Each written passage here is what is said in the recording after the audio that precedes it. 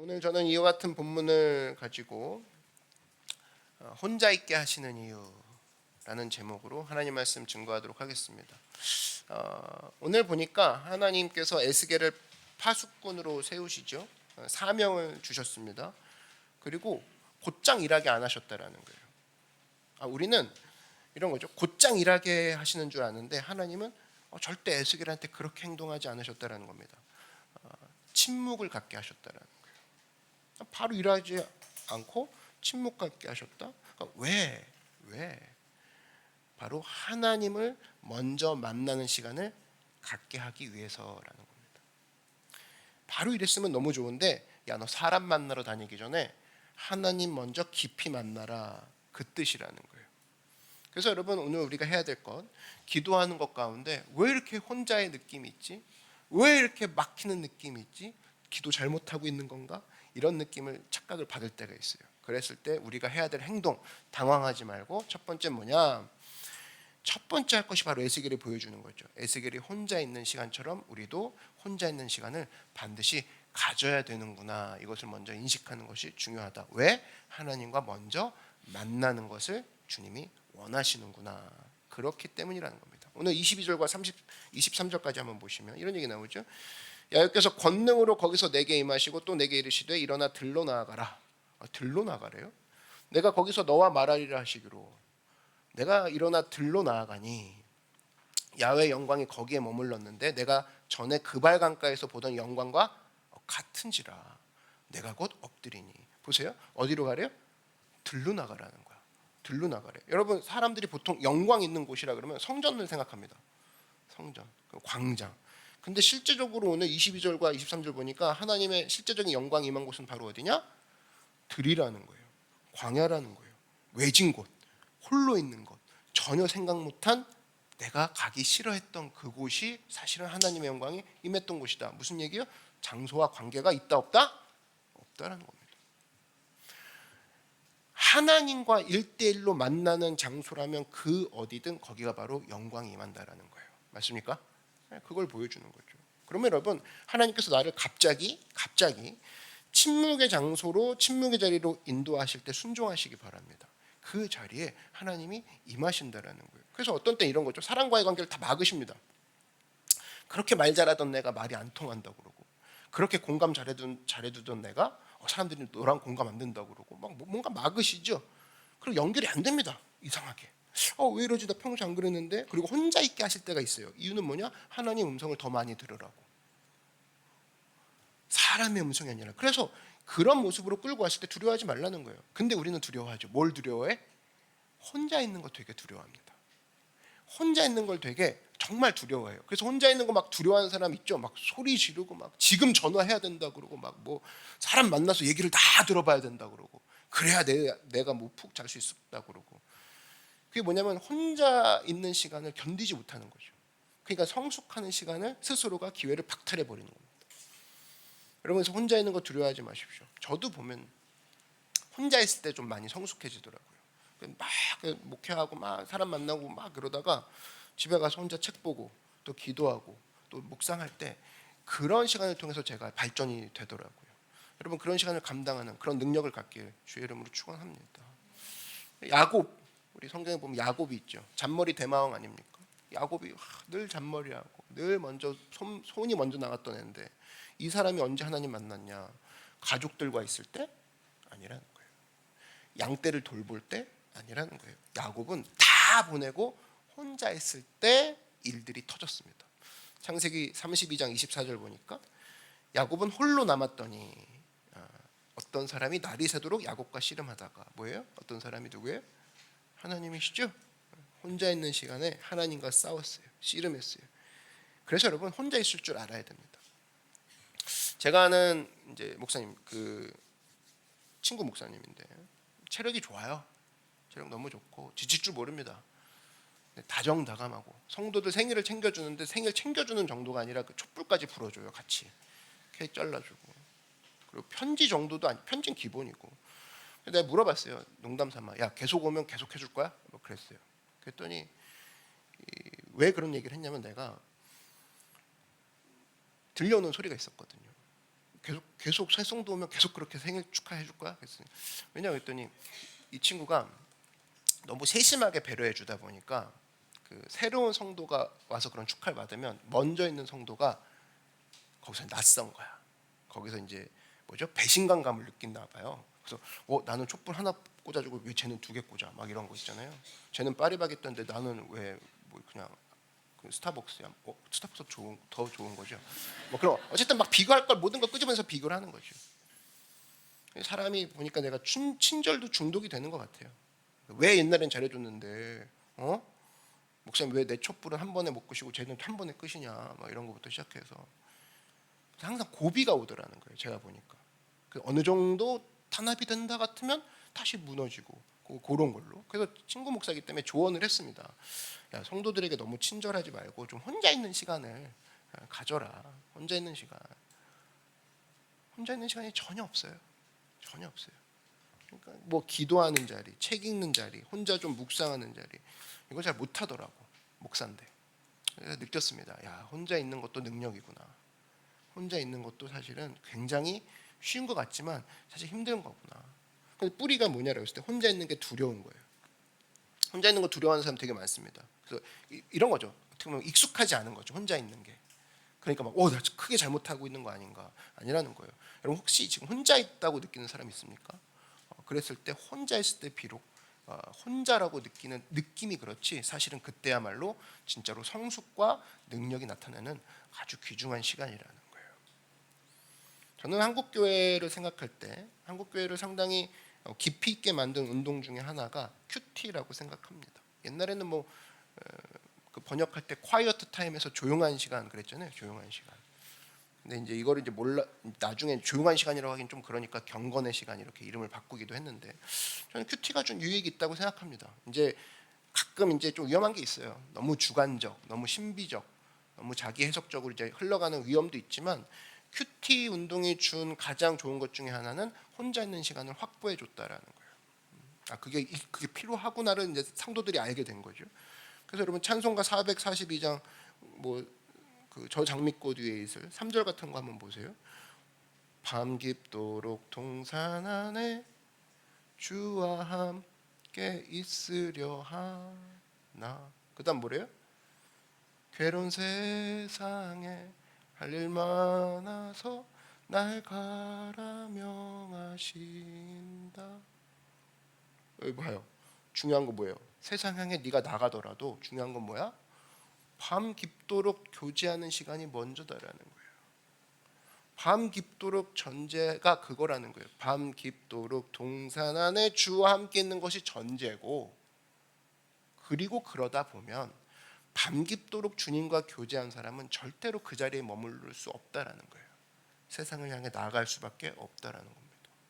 그러니까 이게 사실 되게 중요한 거죠. 그래서 조용한 시간을 갖는 거 이거보다 중요한 것은 없다는 겁니다. 그래서 지금도 분주하게 사는 사람들이 있어요. 이해는 되는데 사실은 빨리 자기 스스로를 체크해봐야죠. 내가 혼자 있는 시간, 고독한 시간 이게 좀 필요하구나. 필요합니다.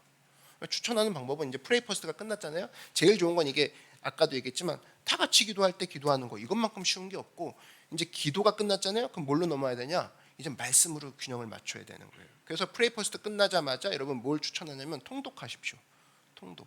그래서 통독을 통해서 내가 하나님 앞에 좀 의미가 있거든요. 릴렉스하게 이제는 기도를 내가 막 주님께 올려드렸다면 이제 주님께 좀 받는 시간, 묵상하는 시간, 점검이 안 될 수가 없겠죠. 스스로가 얼마나 중요한데요.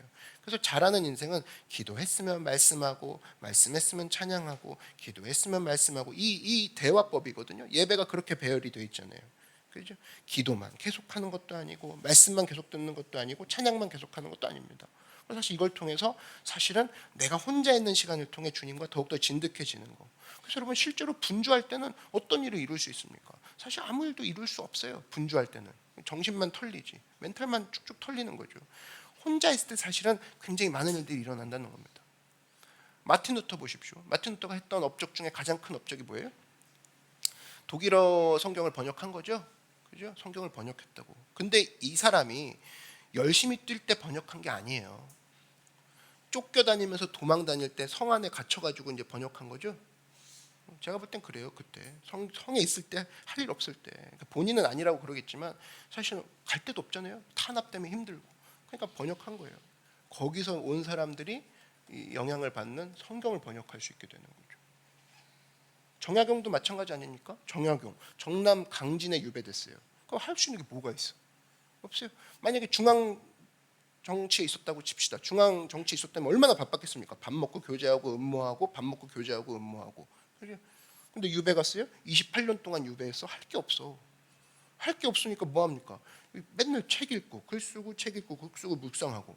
그래서 정약용 선생이 사실은 뭐 딴 사람보다 뛰어나기 때문이다. 이것도 맞겠지만 사실은 이 정약용은 혼자 있는 시간이 많았기 때문에 그 남아있는 시간이 많았기 때문에 훌륭한 작품과 책이 나왔다고 볼 수가 있는 겁니다.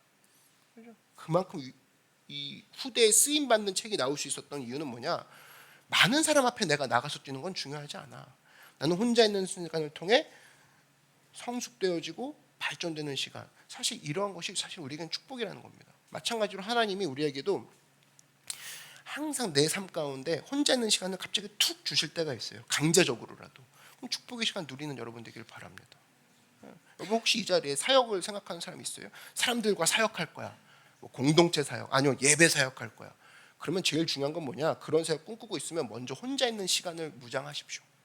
그 시간을 먼저 관리하십시오. 그렇지 않으면 할 수 없다는 겁니다. 거기에 파워가 있기 때문에. 에스겔 봐요. 곧장 사용하지 않았다는 거예요. 혼자 있는 시간을 통해서 하나님이 한번 필터링 하시고 무장시킨 다음에 내보내셨다. 잊지 않고 혼자 있는 시간을 누리고 그 시간에 무장하는 여러분들에게 주의 이름으로 축원합니다. 두 번째, 혼자 있을 땐 중요한 건 뭐냐? 사실 묶여 있는 거잖아요. 오늘 에스겔로 따지면 묶여 있는 거야. 그때는 말하는 게 중요합니다. 혼자 있을 때, 묶여 있을 때 말하는 게 진짜 중요한 게 다시 말해서 고난 당했을 때 말한다. 이것만큼 힘이 있는 건 없다라는 거예요. 오늘 에스겔서 3장 25절 보면 너 인자야 보라. 이제 에스겔을 얘기하는 거죠. 내 위에 줄을 놓아. 여기 인자는 사람을 뜻하는 겁니다. 에스겔을 지칭하는 거예요. 네 위에 줄을 놓아 너를 동여매리니 에스겔을 묶어버린대요. 네가 그들 가운데서 나오지 못할 것이라. 내가 네 혀를 내 입천장에 붙게 하여 네가 말 못하는 자가 되어 그들을 꾸짖는 자가 되지 못하게 하리니 그들은 패역한 족속임이니라. 그러니까 사람들이 에스겔을 묶어버릴 거라는 거죠. 하나님이 그거 얘기하시는 겁니다. 여러분 묶여 보셨어요? 묶여 보셨어요? 누가 와서 막 묶어. 그럼 당장 뭐라고 합니까? 당장 풀지 못해 이것들아 막 이런 거잖아요. 그죠? 근데 우리는 사실은 가끔 보면 뭐 되지도 않는 거 가지고 떠드는 사람들이 좀 있습니다. 뭐 이런 거죠. 도둑놈이 막 도망가. 그럼 경찰이 뭐라고 합니까? 거기 안 서 이러잖아요. 그럼 유익이 없죠. 그 쓰겠어요? 안 쓸 거 아니에요. 그죠? 소용이 없다고. 그 마찬가지 똑같다고. 묶고 막 나를 묶고 있는 사람에게 묶지 마라. 묶지 마라. 안 묶겠냐고. 묶죠. 에스겔도 똑같다는 거예요. 그래서 근데 게다가 말이라도 하면 돼. 근데 말을 못하게 하셨다니까요. 하나님께서. 왜? 혀가 입천장에 붙게 만드신다면서요. 아예 말을 못하는 거죠. 우리로 따지면 갑자기 어느 날 평소에 그러지도 않았는데 내 혓바늘이 갑자기 돌아. 갑자기 막 밥 먹다 저는 입 천장을 안 깨물고 저는 이 벽을 깨묻더라고요. 볼살이 많아서 그런지. 갑자기 막 입에 막 뭐가 나. 그 뭐냐면 하나님께서 입천장에 입을 이제 동여매는 느낌이 아마 에스겔이 비슷했던 것 같아. 혀가 상했나 봐요. 그런 느낌. 근데 왜 그렇게 했을까? 야, 네가 걔네들 야단친다고 되는 게 아니다. 이걸 보여주려고. 너무 웃기잖아요. 아까 그 다시 보면은 네가 말 못하는 자가 되어 꾸짖는 자가 되지 못하게 하려니. 아니 선지자라면 꾸짖어도 한 번 더 꾸짖고 주간으로 꾸짖고 야간으로 꾸짖고 오전 오후가 꾸짖어도 모자를 판인데 하나님이 뭐냐? 꾸짖지 못하게 만들 거라는 거예요. 누구를? 나를, 선지자를. 왜 그렇게 했을까? 야, 걔네는 야단친다고 되는 게 아니야. 패역한 백성이래잖아. 이걸 말만 한다고 되냐? 그걸 알려주려고 하나님이 그렇게 하셨다는 거예요. 여기서 에스겔에게 말하는 게 뭐냐? 여러분 특별히 많은 말을 하는 사람들의 그 특징을 보면 정의감과 분노감에 의해서 말하는 경우가 많습니다. 말을 많이 하는 거예요. 그래서 이게 옳아, 이게 정의야, 이게 맞자, 막 이런 얘기하는 거예요. 이거를 분노와 섞여서 얘기합니다. 그래서 막 이런 거죠. 이스라엘 따지면 이따위가 뭐냐? 너희가 진짜 바벨론까지 끌려와서 정신 못 차리냐? 막 이런 거. 이렇게 마음 먹고 얘기할 때가 종종 있죠. 그 톤도 그게 맞는 것 같고. 근데 하나님이 뭐야? 그것 갖고는 전달이 안 된다. 이걸 얘기하는 거예요. 그거 갖고는 전달이 안 된다. 그러기 때문에, 그걸 아시기 때문에 에스겔의 혀가 입천장에 붙게 만드셨다라는 거예요. 그래서 말 못하게 하시는 거죠. 그래서 언제까지 가냐? 묶일 때 묶여버리게 허락하셨다는 겁니다. 그리고 결과적으로 이 메시지가 혀가 아닌 네 인격에 녹게 만드는 시간으로 하나님이 가져가셨다라는 거예요. 말은 누가 못해요. 너 이거 잘못했잖아, 저거 잘못했잖아, 이건 누가 못해. 근데 너 좀 가만히 좀 있어봐. 에? 그럼 내가 말할 수 있는 게 없는데요. 네 인격으로 녹아들게 해주마, 이런 거죠. 사실 에스겔을 향한 목회였다고 생각합니다. 여러분, 고난 당하면요, 메시지가 혀에 머물지 않고 고난을 통해서 온 메시지가 내 몸속에 녹아들어요. 그런 표현 있죠. 여러분, 뭐 고기에 재운다, 이게 뭐 양념에 재운다, 꿀에 재운다, 이런 표현 있잖아요. 재운다. 약간 이런 표현이 좀 이해가 잘 될 것 같아. 고난에 자기를 재우는 시간이에요. 그러니까 묶여 있는 거죠. 그러니까 말도 못해. 그때 고난이 자기 몸속에 흡수가 싹 되는 겁니다. 그럼 그때부터 뭐가 나오냐? 독이 나오는 게 아니라 하나님의 사랑이 터져 나오기 시작하는 거예요. 묶여 있어서 사랑이 나올 때까지 그때 외치라는 겁니다. 그때 비로소 얘기를 하라는 거예요. 에스겔한테 보여주는 게 그겁니다. 여러분, 우리는 녹아드는 거 되게 싫어합니다. 뭔가 재워지는 거 되게 싫어해요. 녹아들어야 하나님 사랑을 아는데 혀로 그냥 빨리 그냥 정죄해버리고 끝내버리고 싶은 거죠. 혀로 빨리 얘 혼내버리고 너가 앞으로 잘해, 알지? 지켜보겠어. 이게 얼마나 속 시원합니까? 진짜 빠르지. 한 5초면 끝나는 건데. 근데 말을 못해. 그리고 내가 보여줘야 돼. 내 인격으로. 거기서 사람이 깨달을 수 있도록 내가 먼저 재워줘야 돼. 그래서 이 녹아드는 시간을 또 다른 말로 뭐라고 하냐면 침묵이라고 합니다. 침묵의 시간에 깨닫게 된다는 거죠. 나도 깨닫지만 상대방도 깨닫게 된다는 겁니다. 그래서 우리는 보통 이렇게 생각합니다. 내 생각이 옳은 생각이라면 그냥 후다닥 뛰어가서 지금 바로 해버렸으면 좋겠죠. 지금 바로 얘기해버렸으면 좋겠죠. 반드시 뭐가 있냐? 부작용이 있다는 겁니다. 그런 식으로 가다 보면. 누가 그랬어요? 대표적으로 모세가 그랬죠. 이게 오라! 라고 했을 때 40살의 이스라엘 백성 건지려고 가서 자기 주먹으로 애굽 사람 쳐 죽입니다. 그때 하나님이 사용하셨어요? 안 사용하셨어요? 사용 안 했어요. 딱 보류가 되죠. 그대로 광야라는 꿀 속에 집어넣습니다. 광야라는 양념에 집어넣습니다. 재워버리죠. 얼마나 재워요? 40년을 꿀에 재워버립니다. 광야라는 꿀에. 그리고 80세 사용하시죠. 이제 뼈까지 사가가지고 다 흐물흐물해져가지고 주님이 가라가면 그냥 말없이 가고, 그죠? 그때까지 기다리는 거죠. 묶인 건 뭐예요? 그래서 기다리라 그 소리고, 묶인 건 뭡니까? 녹여낸다라는 소리입니다. 하나님이 나를 녹이시고 계시는구나. 주님의 사랑에 나를 녹이시고 계시는구나. 그런 시간이 없으면 반드시 부작용이 있다라는 거예요. 여러분, 어느 이제 부목사님이 한 분 계셨습니다. 부목사님이 계셨는데 꿈이 있었어요. 뭐냐면 나는 빈민 목회를 할 거야. 이걸 막 공언하고 다녔습니다. 난 빈민 목회에 비전이 있습니다. 가난한 자들을 진짜 돕기 원합니다. 전 진짜 잘할 수 있고요. 정말 좋아해요. 막 이런 얘기를 하고 다녔어. 근데 이제 담임 목사님이 이 사람을 가장 부자 지역으로 보냈다라는 거예요. 부자 동네 있을 거 아니에요. 그죠? 교구에서도 이제. 근데 부자 동네를 왜 선호하는지는 아직 모르겠지만 하여튼 뭐 있어요. 그런 부자 동네, 부자 지역으로 쑥 보냈단 말이에요. 그 외곽 지역, 약간 이런 거. 근데 빈민 목회 꿈을 가진 부목사잖아요. 그래서 담임 목사가 부자 지역으로 탁 이제 가서 사역해라 이러니까 이 부목사님이 좋아하는 게 아니라 화를 냈다라는 거예요. 뭐냐면, 목사님, 제 의지를 꺾으려고 하시는 거 아니냐고. 저희가 그렇게 얘기하고 다녔는 거 아시지 않냐고. 저 사실은 빈민 목회하고 싶은데, 가난한 사람 돕고 싶은데 저 시험하시는 거냐고. 이런 식으로 물었다는 거예요. 왜 내가 빈민 목회한다고 얘기하고 다녔는데 왜 저를 부자 동네로 보내시냐고. 그랬을 때 이 담임 목사님이 정색을 하면서 얘기하더라는 거예요. 네가 부자를 이해하지 못하고 어떻게 빈민 목회를 하려느냐라는 거예요. 너 혁명하려고 그러느냐. 부자를 이해하지 못하고 빈민 사역을 하잖아. 그럼 부자는 너에겐 미움의 대상으로 자리 잡는 거야. 뒤집어 엎어야 할 대상으로 자리 잡게 된다는 거예요. 돈 있는 사람을 타도의 대상으로 여기게 된다는 거예요. 너 혁명할 거냐는 거예요. 아니죠. 나는 목회할 거니까. 그래서 이 사람이 순종하고 갔대요. 갔을 때 실제로 부자를 만나보니까 부자도 행복한 게 아니더라라는 거예요. 복음 없이 사는 사람에게는 행복이 없구나. 그러면서 그들의 속에 있는 아픔을 다 이해하게 되더라는 거예요. 부자도 별거 아니구나. 죄인일 뿐이구나. 그거 알고 나서 이제 빈민 목회로 돌아와서 해보니까 사실은 미움 없이 빈민 목회를 하게 되더라라는 겁니다. 그래서 사실은 뭐예요? 녹는 시간이 필요한 거죠. 녹는 시간, 그 묶여 있는 시간, 말씀이 내 인격 앞에 녹여지는 시간, 이것이 사실은 필요하다라는 겁니다. 그래서 여러분, 어떤 사람이 분노했을 때 뭔가 행동한다, 이것만큼 어리석은 건 없어요. 바로 지금 내가 배설해 버리겠다는 거죠. 더 시간을 지내야 돼요. 푹 재워져 있어야 되고, 진짜 필요한 것이 뭔지 알게 되고, 하나님의 사랑이 느껴지게 되고, 그 말은 언제 하냐? 묶여서 말해야 된다는 거예요. 묶여 있을 때, 즉 기다리고 있을 때 말해야 된다는 거예요. 푹 재워진다고 느껴지고 있을 때 얘기를 해도 절대로 늦지 않다라는 겁니다. 그러니까 생각나는 거 바로 얘기하는 거. 그래서 어떤 것이든 여러분 말하고자 하는 게 생각나잖아요. 그러면 이번 주 프레이 퍼스트라고 했을 때 훈련할 수 있는 실제적인 게 뭐냐면, 말하고자 하는 것을 몇 배 더 기다렸다 얘기한다. 이거 한번 해보십시오. 뭐 젊은이들의 언어라 그러면 SNS 아니겠습니까? 바로 올리고 싶은 게 있다 할지라도 몇 배 더 생각했다 한번 올려보십시오.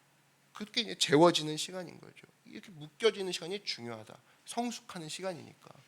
그래서 이 사람들이 묶이는 시간을 못 견뎌합니다. 바로바로 그때그때 얘기하니까 다 똑같아지는 거예요. 자기 마음속에 있는 것을 10분 안에, 그죠? 10분 안에 한 사람 이상한테 얘기할 수밖에, 해야지 직성이 풀리는 그런 사람들 있죠. 사실은 힘든 인생이 되는 거죠. 비성숙한 사람이라고 하죠, 우리가 보통. 내가 알고 있는 모든 것들은 모든 사람이 1분 안에 다 알아야 돼. 이걸 떠들고 다니는 거잖아요. 뭐 온갖 걸 통해서. 사실 우리는 어른으로 안 보죠.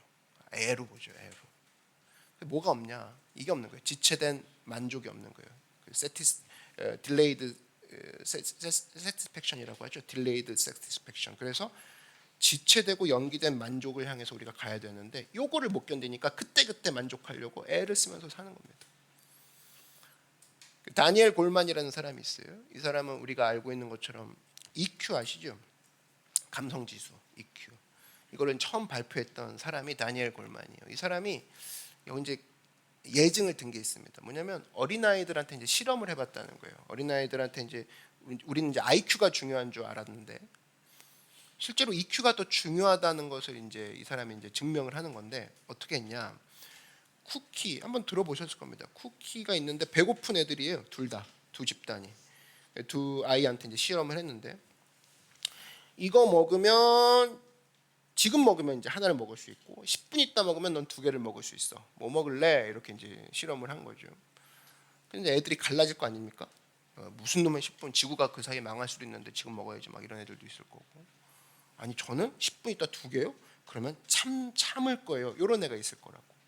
그 딜레이드 세티스팩션이죠. 기다렸다가 만족하는 거. 요 두 집단이 갈라지더라는 거예요.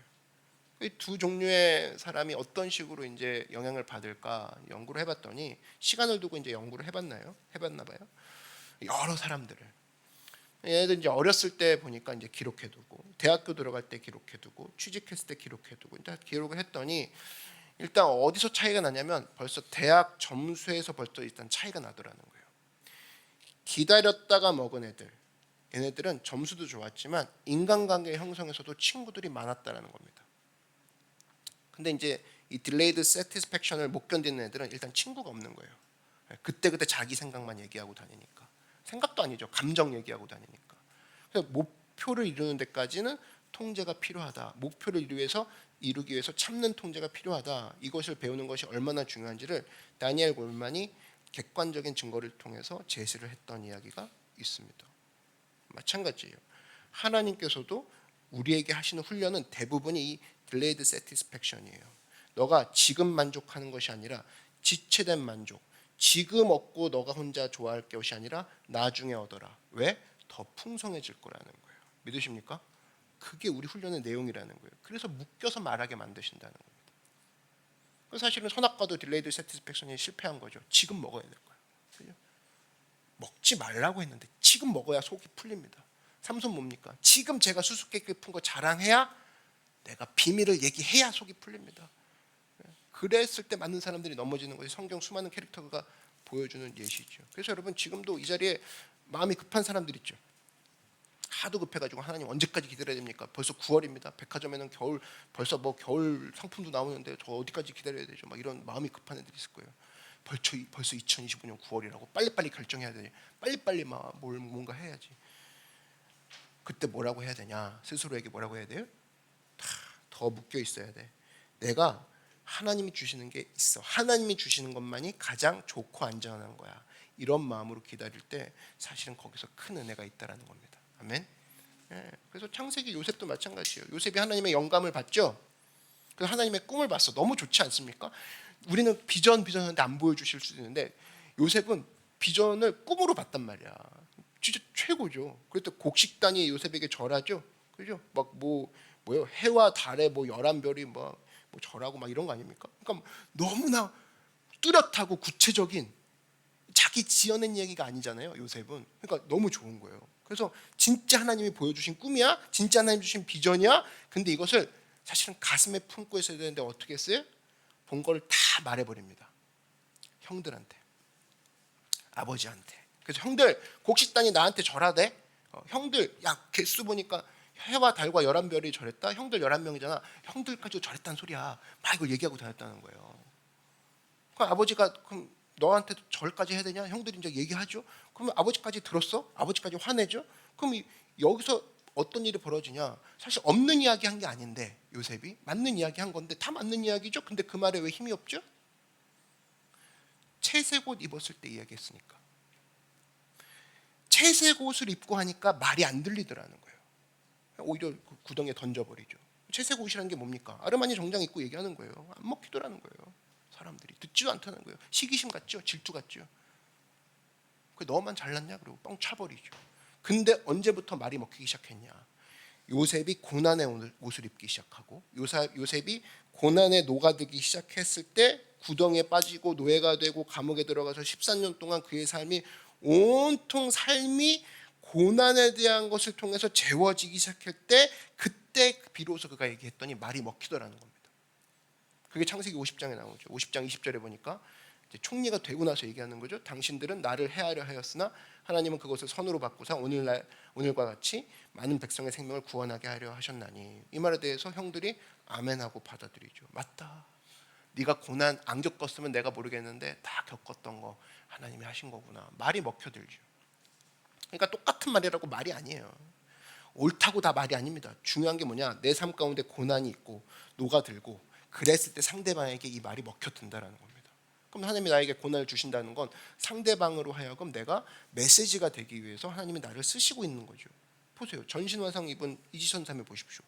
어떤 설교보다도 강력하지 않습니까? 그의 삶에 고난이 입혀졌어요. 그랬는데 그가 메시지가 강력할 수밖에 없는 이유는 고난을 통해서 메시지가 하나님 앞에 그 고난이 녹여들고 그의 삶을 통해서 전하는 것이 너무나 파장이 느껴지지 않습니까?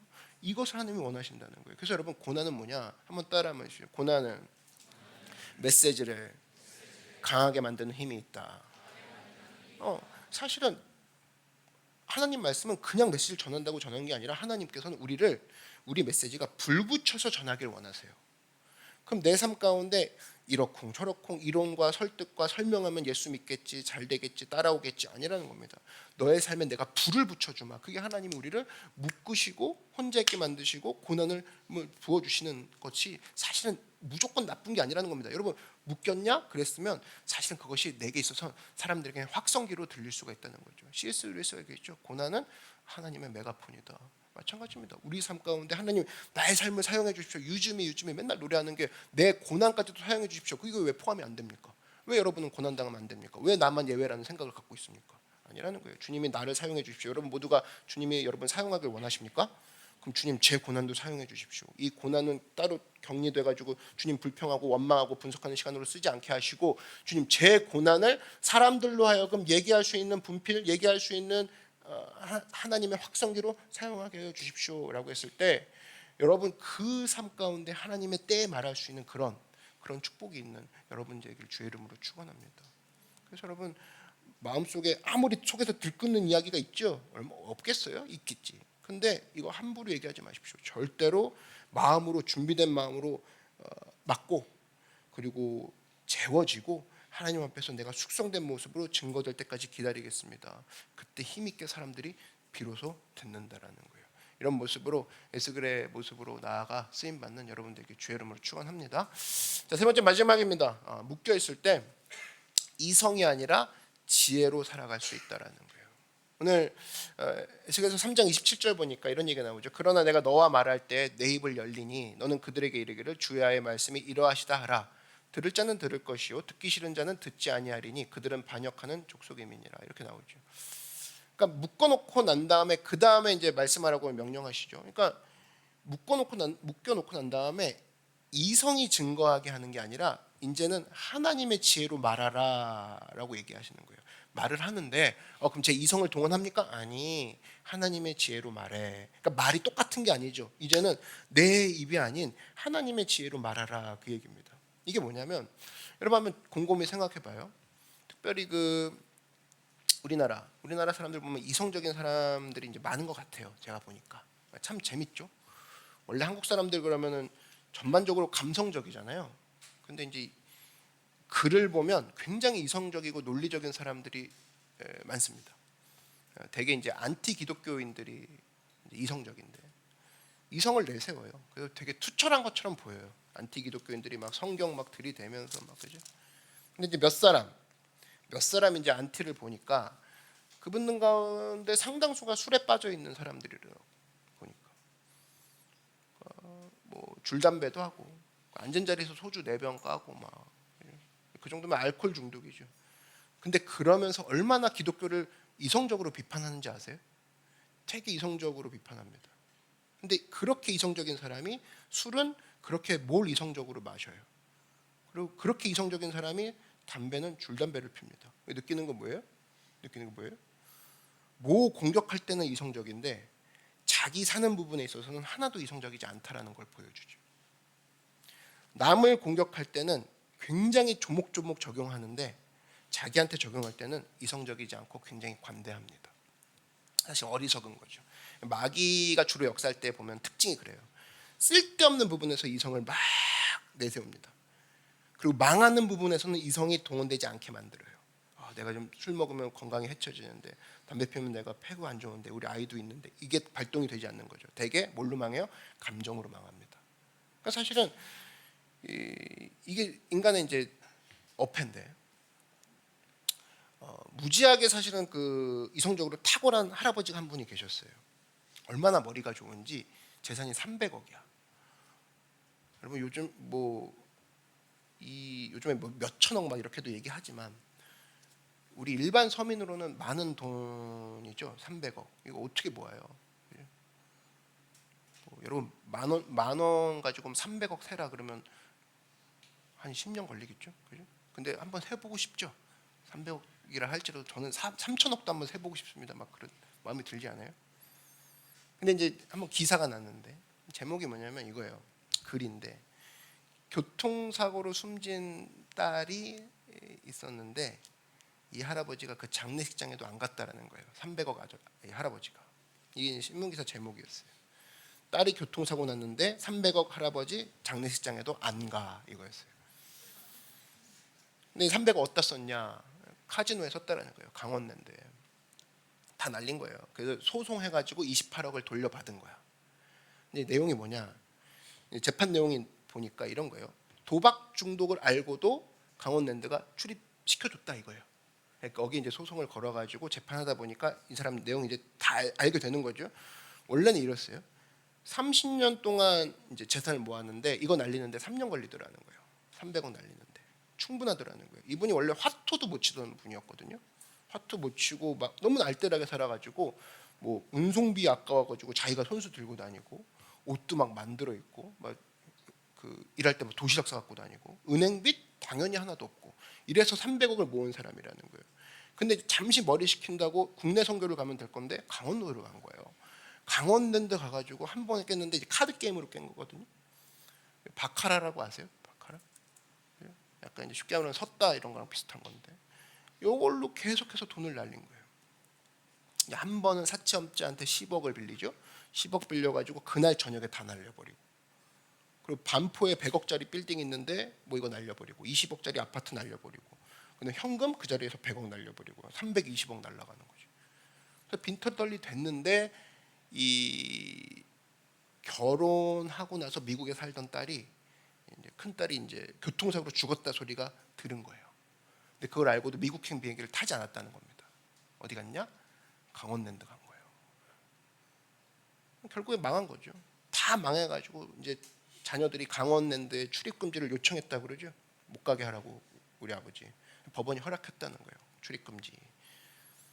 근데 이제 할아버지가 이제 아들 만나서 사정하는 거죠. 야, 이러다 내가 정신병으로 죽겠다. 이미 정신병이 온지도 모르고 정신병으로 죽겠다. 나 좀 풀어달라. 하도 그러니까 아버지 풀어줬어요. 그리고 남은 재산 29억 2달 만에 다 날려버렸다 그러죠. 그러니까 아무것도 없는 거죠. 그러니까 재밌는 인생인데, 그런데도 이 아저씨가 하는 말이 마지막에 뭐라고 했냐? 지금도 강원랜드 가면 저는 돈을 다 회수할 수 있습니다. 자신 있습니다. 이런 얘기를 하더라는 거예요. 중독이죠, 중독. 잘 봐요. 이 할아버지 이야기를 들어보면 누구보다 이성적이야. 머리 좋은 사람이죠. 그러니까 300억을 모았죠. 아무것도 없는데. 경제 예측 잘하고 사업 수단 좋고 모든 부분에서 이성적으로 진짜 굉장한 탁월한 실력을 갖고 있는 사람이에요. 근데 무너진 것이 딱 한 부분에서 무너졌죠. 어디에? 도박. 감성에 무너지죠. 그대로. 나는 풀어야 돼. 한 번에 될 수 있어라는 감성에 무너지죠. 우리 인생이 그렇다는 거예요. 우리가 뭐 준비해야 되고 막 뭐 붙들어야 될 게 뭐죠? 라고가 여기서 나오는 거죠. 지혜 있다라고 하는 어리석음을 버려야 된다는 겁니다. 나는 이성이면 문제 없어. 인간의 지혜 문제 없어. 아니라는 겁니다. 여러분, 인간의 지혜는 한 방에 날아간다는 거예요. 한 방에. 그래서 하나님께서는 우리 자녀인 우리를 너무나 사랑하기 때문에 우리 인간의 지혜에 묶어두지 않고 인간의 지혜에 살게 하지 않고 하나님의 지혜에 묶어두신다라는 겁니다. 그래서 우리로 하여금 계속해서 하나님 말씀을 듣게 하고 하나님 말씀에 묶임으로 말미암아 보호를 해주시는 거죠. 그게 시편 62편 1절에 우리가 해야 될 내용들이 나옵니다. 나의 영혼이 잠잠히 하나님만 바라며 나의 구원이 어디서 나온대요?